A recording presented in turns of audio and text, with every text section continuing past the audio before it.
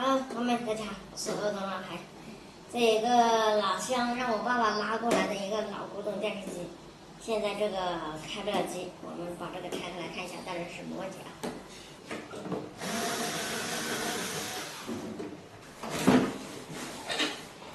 老古董啊，不通电啊，看一看是不是保险丝烧了有？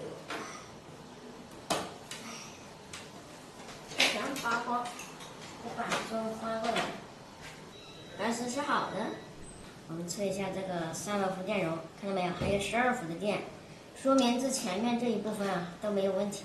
刚才这里通电了啊，300伏电容也得到电压了，而且这个300伏电容电压呢，它现在只有12伏，并不是有300伏或者200伏，说明这个电源应该是起振的，但是这边没有这个红灯啊，这个前面板没有红灯，不知道是5伏有问题嘞。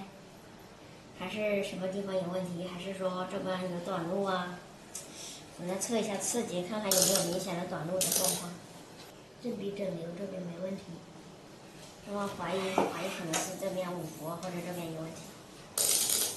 我现在把这个表打到电压档，我们来测一下啊，准备开机试一下，测一下这个正比电压，看看有没有。还是没有，正比电压好像有了，但这个非常不稳定啊，电压一直在跳啊，不知道为什么，非常不稳啊。电压是跳动的，我看看这个5伏这里有没有啊？这个5伏电压只有0.4伏啊，这个5伏电压都没有啊，确实有问题。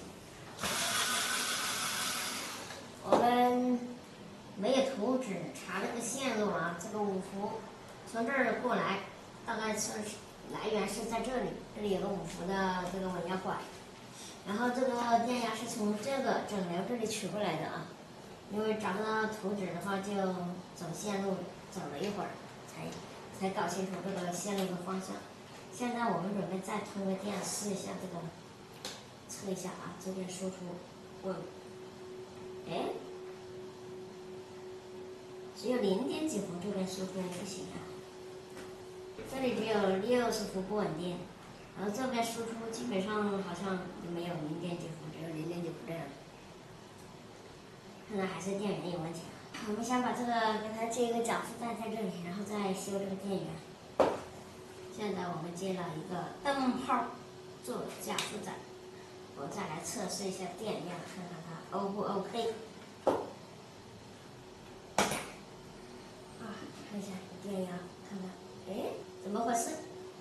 电压 OK 了，接着脚负载电压好像正常，10伏，我看一下这边啊，5伏，完了，高压包有问题啊！现在接脚负载电源正常了，那说明是高压包坏了，它启动不了啊。GG，高压包隐性的短路，线圈之间短路了，因为我测的它没有明显的对地短路，那一般都是高压包线圈之间击穿了。那现在是什么问题呀？高压包坏了呀，这个老乡还修不修还不知道呢。是，我来问一下老乡，看着修不修？因为我现在接脚负载，这个电压是正常的，5伏也正常了。接了这个行部分啊之后呢，它这个正比电压跳动，而且5伏电压也没有，所以说这个高压包有问题。而且这个问题是它的那种线圈之间短路，它也不是对地短路，也不是行管击穿。行管击穿的话，直接在路测试可以测得到它是对地是电阻很小或者为0。现在对地电阻正常，但是这个没法启动，带了行负载没法启动，那说明它有这个线圈之间击穿的问题，应该是。这玩意儿修半天，我刚才来打电话说问一下，看这高压包坏了修不修？结果人家说人家不要的，然后送给我拆零件的。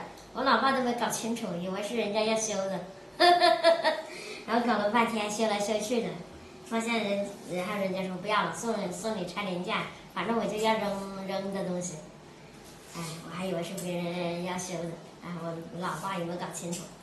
同时拉来的还有一台那个旧的洗衣机，可能是坏的洗衣机，人家也是不要的，搞来搞去跟闹乌龙了，搞笑。所以说，白费劲。好了，那我们就直接给它装上去了。那我们本期视频就到这结束了。